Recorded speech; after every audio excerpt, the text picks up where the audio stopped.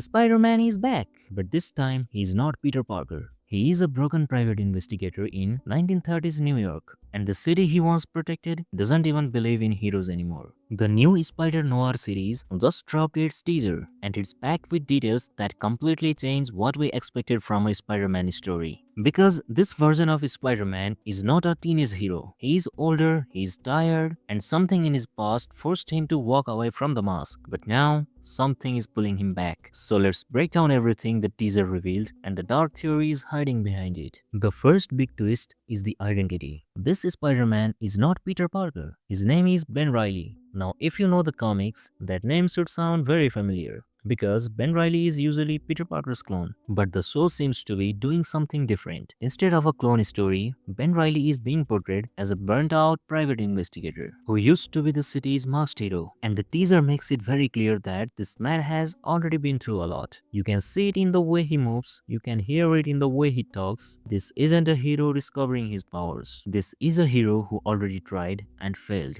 The setting of this show is another huge surprise. The entire story takes place in 1930s New York, and the tone is pure film noir. Dark streets, rain-covered alleys, smoke-filled nightclubs. It feels less like a superhero show and more like an old detective movie. Ben Reilly works as a private investigator, which means most of the story might actually be about solving crimes, tracking criminals, and uncovering corruption in the city. And honestly, this might be the most unique Spider-Man setting we have ever seen on screen. Because in this world, crime isn't run by supervillains, it's run by mob bosses. Now let's talk about the suit, cause this might be one of the most comic accurate spider designs ever made. Instead of the traditional Spider-Man costume, this version wears a long trench coat, a fedora hat, and those iconic brass goggles, which makes him look less like a superhero and more like a mysterious vigilante walking through the shadows of the city. It's a perfect visual for the noir setting, and it tells us something important about this character. This Spider-Man doesn't want attention, he wants to stay hidden. But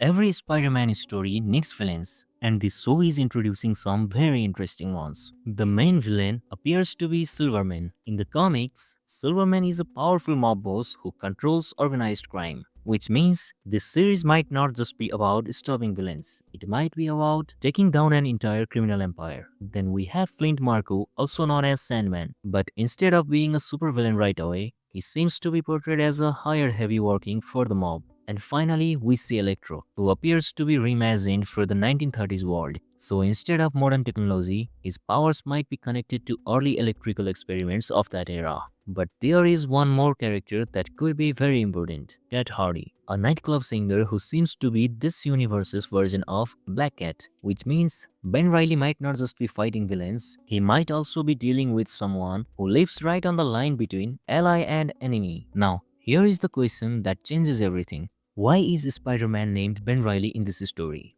Because if this was just another Spider-Man show, they could have simply used Peter Parker, but they didn't. And that might be intentional. In the comics, Ben Reilly is a character who constantly struggles with identity. He is a man who doesn't even know if his life is truly his own. So making him the main character of a noir detective story actually makes perfect sense. Because noir stories are usually about broken people trying to figure out who they really are, and Ben Reilly might be the perfect Spider-Man to explore that theme. But the teaser keeps mentioning something mysterious, a personal tragedy. Something happened in Ben Reilly's past that made him stop being Spider-Man, and the trailer never explains what it is, which open up some interesting possibilities. Maybe he failed to save someone important, maybe he lost someone close to him, or maybe he blamed himself for something that went terribly wrong. And if this show follows classic noir storytelling, that tragedy might be the reason he became a detective. Because sometimes in these stories, the hero isn't looking for criminals, he is looking for answers about his own past. Now, here is the fun theory. What if this version of Spider-Noir is actually connected to the Spider-Verse movies? In Into the Spider-Verse, we already saw an animated version of Spider-Noir, also voiced by Nicolas Cage. So it's possible that this series is exploring the original timeline of that character. Maybe this show tells the story of how he became Spider-Noir, or maybe it shows the life he lived before he eventually gets pulled into the multiverse. If that's true, then this series might secretly be building a bridge